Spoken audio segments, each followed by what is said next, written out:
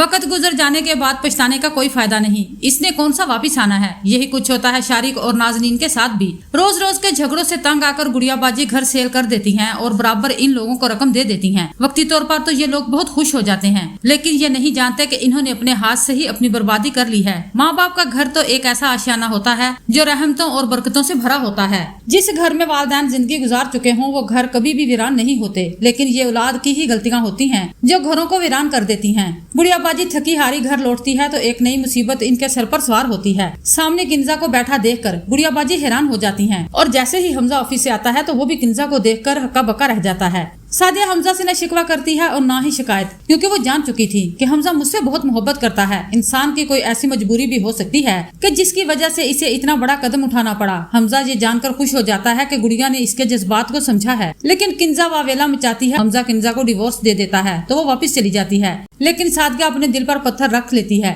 हमजा से हजारों गिले शिकवे होने के बावजूद भी अपनी जुबान नहीं खोलती, क्योंकि वो जानती है कि अब हमजा के अलावा इसका और कोई भी सहारा नहीं है। मारिया भी अब सादिया के साथ ही रहती है और तन्हा औरतों का इस माशरे में रहना आसान नहीं होता। इसलिए सादिया कहती है कि हमें किसी मर्द के सहारे की जरूरत है। और हमजा ने गलती तो की है, लेकिन इंसान की एक गलती को लेकर इसकी तमाम नेकियां जाया नहीं करनी चाहिए। हमजा ने मेरा बुरे वक्त में बहुत साथ दिया है। हमजा कहता है कि सादिया अब हमें मारिया के लिए कोई अच्छा सा रिश्ता ढूंढना होगा ताकि ये अपने घर की हो जाए। सादिया मारिया को शादी के लिए राजी कर लेती है और हमजा के ऑफिस में ही एक लड़का हमजा को पसंद आ जाता है तो वो इसकी मारिया के साथ बात पक्की कर देता है। फिर एक दिन सादिया बाजी को एक ऐसी खबर मिलती है जिससे वो ना सिर्फ टूट जाती है बल्कि अपने अंदर उठने वाले दर्द को यूं महसूस करती है जैसे किसी ने इसकी जान ही निकाल दी हो, क्योंकि शारिक और बिलाल सब कुछ लुटा चुके थे। बिलाल ने जुए में ना सिर्फ भारी रकम हारी थी बल्कि रानी को भी खो दिया था। रानी ये सदमा बर्दाश्त नहीं कर पाती और दुनिया छोड़ देती है। अब बिलाल मारा मारा सड़कों पर फिर रहा है तो दूसरी तरफ शारिक को नाजनीन की चालों ने कहीं का नहीं छोड़ा। जब इसे मालूम होता है कि नाजनीन ने बहुत खेल खेले हैं हम बहन भाइयों को दूर करने के लिए, तो वह नाजनीन को डिवोर्स दे देता है, क्योंकि शारिक अब एक जिंदा लाश बन चुका है।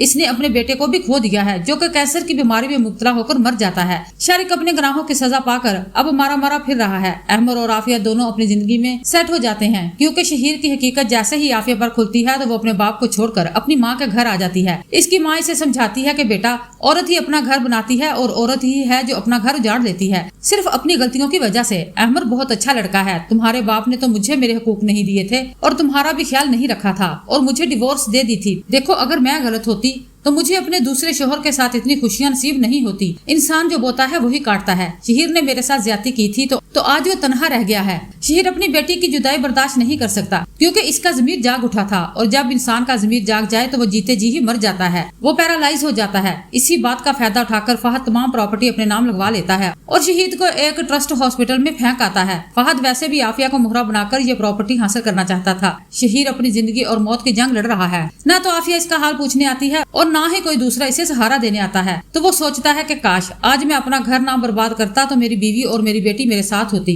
और मैं एक भरपूर जिंदगी गुजार रहा होता। अपने किए गए गुनाहों पर शर्मिंदा होना भी बहुत बड़ी बात है। इधर अहमद और आफिया के दरमियान सुलह हो जाती है। आफिया अपने घर चली जाती है तो गुड़ियाबाजी भी सुख का सांस लेती हैं और कहती हैं कि देखो बेटा घर घर वालों से ही सजते हैं और मुझे खुशी है कि तुम दोनों ने मिलकर तमाम मुश्किलों का मुकाबला किया। आफिया कहती है कि मैं शर्मिंदा हूँ, लेकिन इंसान जब किसी के बहकावे में आ जाए तो फिर इसका दिल दिमाग सब काम करना छोड़ देता है।